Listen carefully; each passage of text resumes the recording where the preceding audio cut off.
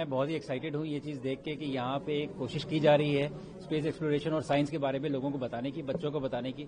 मुझे लगता है बहुत ज़रूरत है उन्हें ये बताने के लिए कि हमने क्या किया है पास में और हम क्या करने जा रहे हैं। और ये छोटी छोटी चीज़ होती हैं जो देख के बच्चे बहुत खुश हो जाते हैं और उनको समझ में आता है कि ये स्पेस एक्सप्लोरेशन का जो विषय है ये कितना कॉम्प्लेक्स है और कैसे हम इन चीज़ों को समझ के हम वहां जाने की कोशिश कर रहे हैं।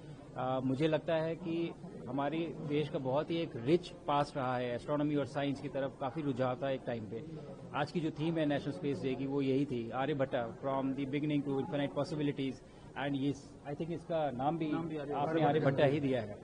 तो सूर्य सिद्धांत की जो ओरिजिनेशन थी उसमें हमने आई थिंक 500 बीसी में हम उन चीज़ों के बारे में बात कर रहे थे कि प्लैनेट्स का साइज क्या है, मून का डिस्टेंस क्या है, और काफ़ी एक्यूरेट कैलकुलेशंस उस टाइम पे की गई थी। आज मुझे लगता है आज की डेट में 2025 में वापस से हम एक ऐसे डायरेक्शन में जा रहे हैं जो कि हमने अपने निर्धारित किया है, जैसे कि गगनयान मिशन, भारतीय अंतरिक्ष स्टेशन और मून लैंडिंग।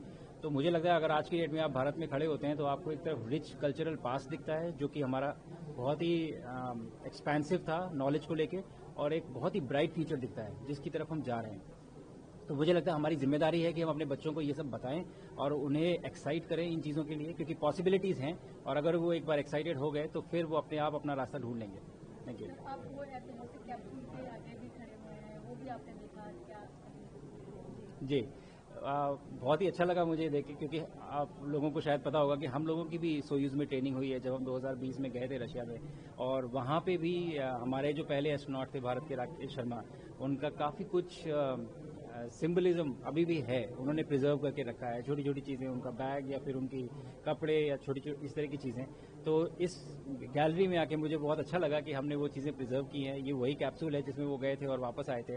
तो और इतने सालों से, पिछले 41 सालों से ये हमें मोटिवेट करते आ रहे हैं, अकेले पूरे देश को मोटिवेट करने की जिम्मेदारी उन्होंने अकेले अपने कंधों पे उठा रखी थी। तो मुझे बहुत ही अच्छा लगा कि हमने इसको प्रिजर्व किया है और हम इसके बारे में बात कर रहे हैं। और मैं बहुत खुश हूँ ऑर्गेनाइजर्स और जिन्होंने भी ये चीज़ें अरेंज की हैं उनसे, कि एटलीस्ट एक बहुत सही कदम हम एक बहुत सही डायरेक्शन में हमने उठाया है। सर, प्रधानमंत्री नरेंद्र मोदी ने भी आज स्पेस डे पे एड्रेस किया पूरे भारत को, आप भी उस प्रोग्राम में क्या कहेंगे? जैसा कि मैंने उस समय बोला इस फंक्शन में कि 2 साल पहले हमारे ये नेशनल स्पेस डे जैसी चीज़ थी नहीं। हमने पिछले साल और इस साल इसको हमने शुरू किया है और सेलिब्रेट करना शुरू किया है, और 2 ही सालों में इतना ज़्यादा एक्साइटमेंट क्रिएट कर दिया है नेशनल स्पेस डे के अराउंड। मुझे लगता है ये बहुत बड़ी उपलब्धि है, और कहीं ना कहीं हर डायरेक्शन से, हर लेवल से स्पेस को लेके मुझे लगता है इस देश में बहुत उत्साह है इस समय, और होना भी चाहिए कि हम अकम्पलिशमेंट्स कर रहे हैं और हम बहुत एक एम्बिशियस प्लान की तरफ जा रहे हैं। तो जैसा कि उन्होंने कहा, मेरी उनसे जब बातचीत भी हुई थी तो उन्होंने बहुत सारी चीज़ें बताई कि अब हमारी जिम्मेदारियां क्या हैं, कि अगर हमें वहां पहुंचना है तो कैसे हम इन सारी चीज़ों को साथ में लेके इस पूरे देश के जितने भी एसेट्स हैं उनको यूटिलाइज करके हम वहां कैसे पहुंचेंगे। तो मैं बहुत खुश हूं इस चीज़ से, और आज तो मैंने पहली बार देखा, पिछले साल तो हम लोग यहाँ थे नहीं, तो मैंने जो स्पेस डे का सेलिब्रेशन देखा और लोगों में जो एक्साइटमेंट और उत्साह देखा, मैं उस बात से बहुत खुश हूँ और बहुत कॉन्फिडेंट हूँ कि ये सब फीलिंग्स को साथ में लेके हम जरूर वहाँ पहुँच पाएंगे जो भी हमने अपने एम्बिशंस और ड्रीम्स अभी अपने लिए निर्धारित किए हैं।